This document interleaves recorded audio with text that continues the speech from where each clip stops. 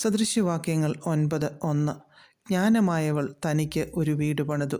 സാധാരണ ജനങ്ങൾക്കെല്ലാം അറിയുന്നതാണ് വീട് പണിയെക്കുറിച്ച്. ഓരോരുത്തരും അവനവൻ്റെ കഴിവും പ്രാപ്തിയും അറിവും ഒക്കെ അനുസരിച്ച് വീട് പണിയുന്നു. എന്നാൽ ജ്ഞാനമുള്ളവർ തങ്ങൾക്കൊരു വീട് പണിയുന്നു.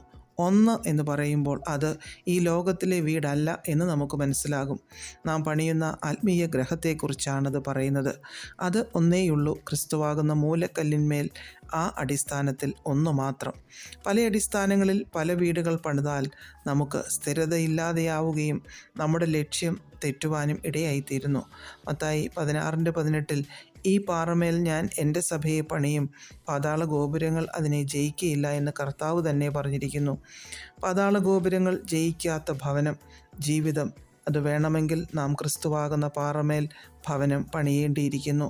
മത്തായി 7 കർത്താവിൻ്റെ വചനങ്ങളെ കേട്ടു ചെയ്യുന്നതും അത് പാറമേൽ വീട് പണിയുന്ന ബുദ്ധിയുള്ള മനുഷ്യനോട് തുല്യമാണെന്ന് പറഞ്ഞിരിക്കുന്നു. വചനം കേട്ടനുസരിക്കുന്നതാണ് ബുദ്ധി എന്ന് പറഞ്ഞിരിക്കുന്നു.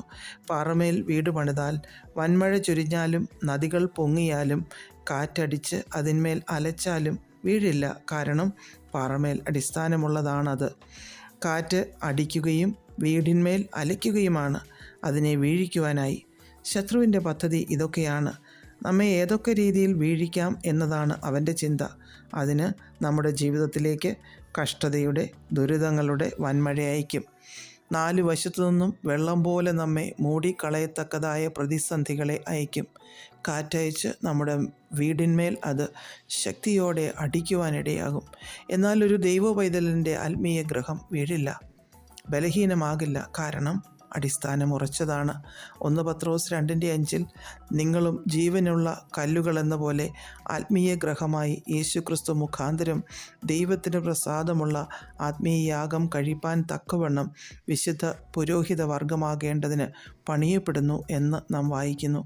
ആത്മീയ ഗ്രഹം പണിയപ്പെടുന്നത് ദൈവത്തിന് പ്രസാദമായുള്ള യാഗം അർപ്പിക്കുവാനും വിശുദ്ധ പുരോഹിത വർഗം ആകപ്പെടേണ്ടതിനുമാണ്.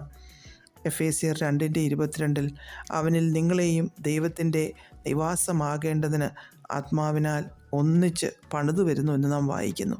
പരിശുദ്ധാത്മാവിനാൽ പണിയപ്പെടുവാനായി നമ്മുടെ ജീവിതങ്ങളെ പൂർണ്ണമായി ഏൽപ്പിക്കാം.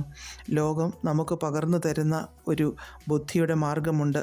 അതിലേക്കല്ലാതെ യഹോവ ഭക്തിയിൽ, സ്വർഗീയ ജ്ഞാനത്തിൽ നമ്മിലെ ആത്മീയ ഗ്രഹം, നമ്മുടെ ആത്മീയ ഗ്രഹം പണിയപ്പെടുവാൻ ഇടയാകട്ടെ. ഇത് വ്യക്തിപരമാണെന്ന കാര്യം നമുക്ക് ഓർക്കാം. പ്രാർത്ഥിക്കാം. പ്രിയപിതാവേ, സ്വർഗീയ ജ്ഞാനത്തോടെ ആത്മീയ ഗൃഹം പണിതെടുക്കുവാൻ ഞങ്ങളെ സഹായിക്കണമേ.